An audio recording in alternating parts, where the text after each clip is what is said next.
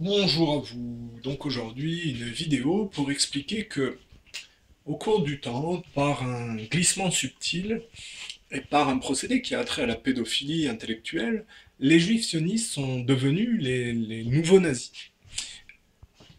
Alors, cette imposture a pu être mise en place par le biais de la mythologie choatique.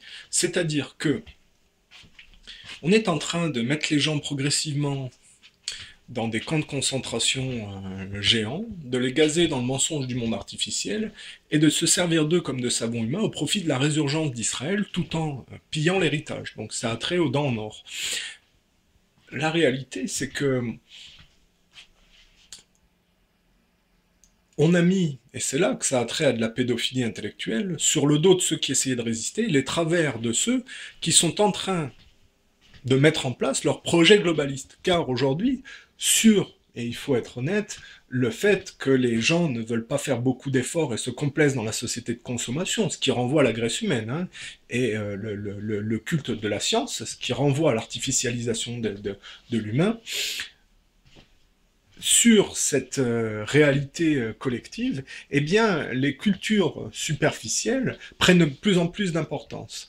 Et cette concomitance d'intérêts avec les grands groupes monopolistiques mondiaux fait que, de plus, cette mouvance avance par accusation inversée, c'est-à-dire contamine à l'échelle mondiale par accusation inversée.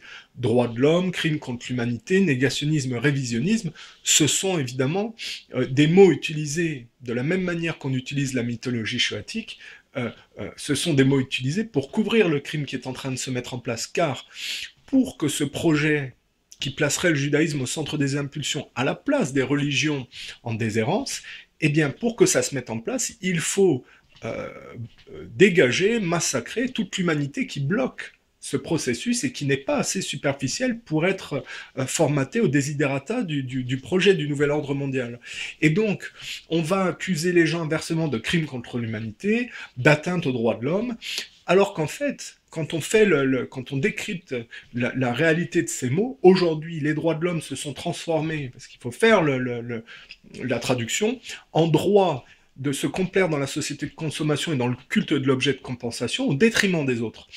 Et le crime contre l'humanité s'est transformé en crime contre le peuple juif, c'est-à-dire que tous les humains qui refusent de se superficialiser au profit de l'arrivée d'un nouvel ordre mondial avec le judaïsme au centre des impulsions, sont des gens qu'on accuse de crimes contre l'humanité. Le crime contre l'humanité, aujourd'hui, s'est transformé en crime contre le peuple juif, version Rothschild probablement.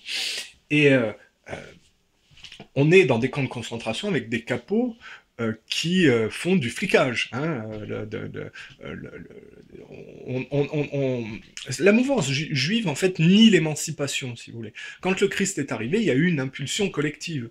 Le judaïsme a été dispersé aux 80, parce que le Christ, quand il est arrivé, il a expliqué par son chemin de croix et par le processus de la résurrection, hein, quand il sort du tombeau, il a expliqué que malgré le fait que les humains soient immatures et que chacun essaye de se défausser de ses propres tares sur les autres, eh bien, il faut prendre de la hauteur, pardonner, faire le tour de l'immaturité humaine pour en tirer, si vous voulez, de quoi aider les gens à s'en sortir.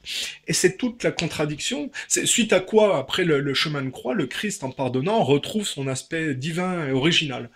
Et ça, c'est toute la différence avec l'archaïsme que représente le judaïsme, qui, par le biais d'une enfance tourmentée, probablement due aux circoncisions, à la prédation rabbinique, le judaïsme est enfermé au sein des secrets de famille, dans une haine et un blocage non dit, si vous voulez. Et c'est ce qui fait que certains juifs extrémistes ont balancé à la figure du Christ le fait qu'il était condamné à bouillir dans une marmite d'excréments. Ils lui ont juste jeté à la figure leur propre réalité et leur propre incapacité d'émancipation. Il faut savoir que cette mouvance devenue mondialiste, qui contamine le monde en avançant par des accusations inversées,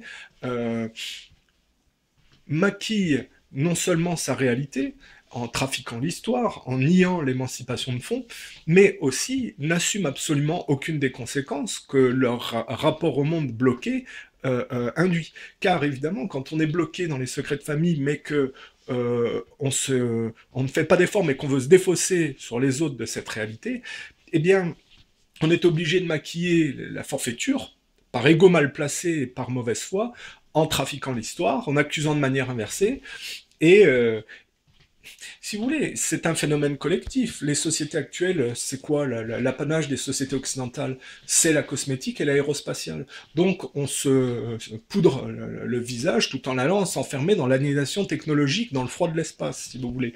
Et comme en contrepartie de ça, on fait aucun effort d'émancipation, eh bien, toutes les pathologies afférentes, toutes les contradictions sont de manière inversée rejetées sur ceux qui refusent de se plier à ça et qui sont moins superficiels. Ce qui fait que, en réalité, la conséquence, c'est que l'humanité est en train d'être enfermée dans un monde artificiel au profit d'un modèle qui est une fausse copie de l'humain original et qui est une copie qui est plus gérée par l'imposture qu'est le judaïsme d'un point de vue émancipatif. Voilà. Et les gens ne sont pas uniquement des victimes, c'est parce que les gens ne font aucun effort et se complaisent dans la société de consommation et dans les apparences. Ce qui fait que par le biais de la prédation intergroupe au sein d'une communauté élargie, une nation, en fait, par le diviser pour mieux régner, on est en train de réduire progressivement les gens à leur plus petit dénominateur commun et au profit de cultures plus superficielles. On ne peut pas dire c'est de la faute de qui ou de quoi qu'est-ce, c'est les gens qui ne veulent pas faire d'efforts.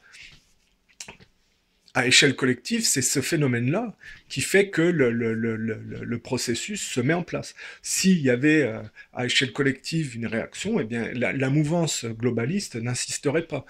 Elle ne peut intervenir que sur l'acceptation non dite de la collectivité. Voilà. Et c'est une réalité du monde contemporain. La Shoah est le ciment qui permet à cette mouvance de se prolonger dans le temps en maquillant son crime, tout en mettant sur le dos de ceux qui veulent